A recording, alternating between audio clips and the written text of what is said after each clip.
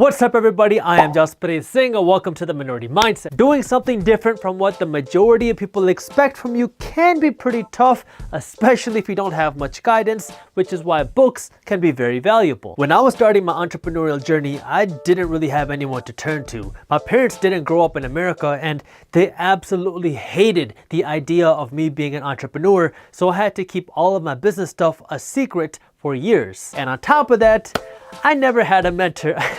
The only mentors that I heard of were the ones that told you what classes you're supposed to take next semester, and the only people that I knew that wanted to do something different and not get a job were some of my boys, and we were all in the same situation. That's when I started reading books, which is still kind of surprising to me because I hated reading when I was growing up and I was never that good at English. I mean, my teachers tried to put me in ESL when I was young, which is English as a second language, and I almost failed my English class in middle school, so I never really understood why people like to read for fun. It just never made sense to me. That was until I started reading business and finance books, and once I started reading these books, I couldn't stop. It's really weird. Like, I went from completely hating reading and not even wanting to read my Spark Notes to reading twice a day every single day. I have read a ton of books now, and so in this video I want to go over 7 books I think every entrepreneur should read, so hopefully I can help you figure out what book to read next. First is How to Win Friends and Influence People. Okay,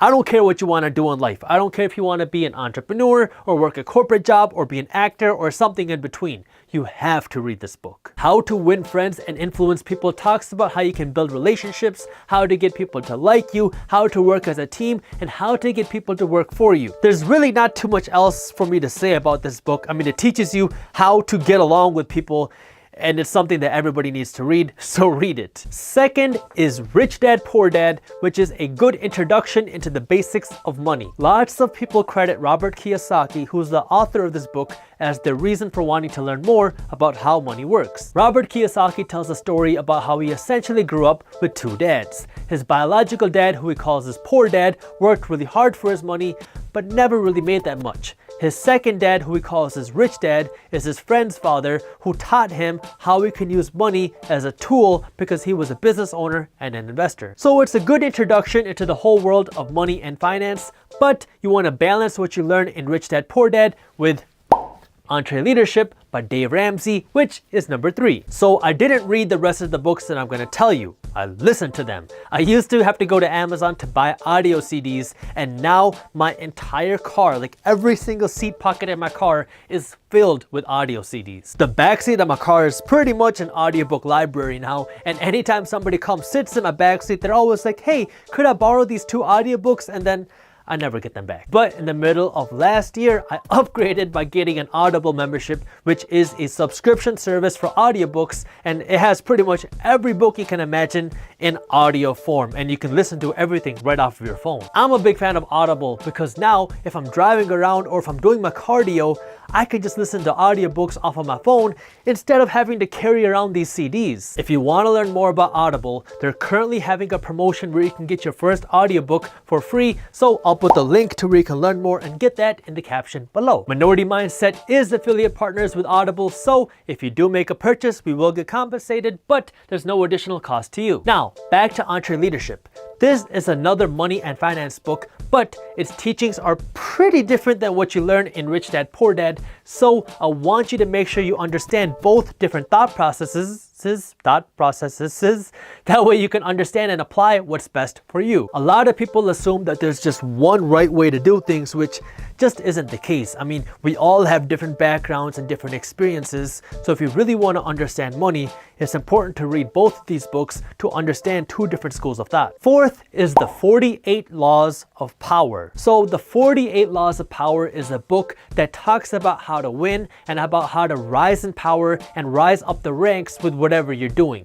It can be kind of extreme at times, but there's a lot to learn about psychology and how other people think about you. Fifth is The Secret to Success by Eric Thomas. So I have kind of mixed feelings about motivational speakers, but I love Eric Thomas, not only because he's from Detroit, but every time he talks, I feel like I can connect with him. I started listening to Eric Thomas audio CDs back when I started college, and his speeches literally like changed my life and my entire work ethic. Eric Thomas was a high school dropout who ended up homeless, but he didn't make excuses for himself, and he ended up doing huge things. And in addition to being a successful business person, he's also spreading a lot of knowledge too. He spends a lot of his time teaching and inspiring kids in inner city schools to succeed, and his book talks about his journey. Sixth is The Secrets of Power Negotiating by Roger Dawson. So I've spent a lot of time studying negotiating because I've heard so many people say that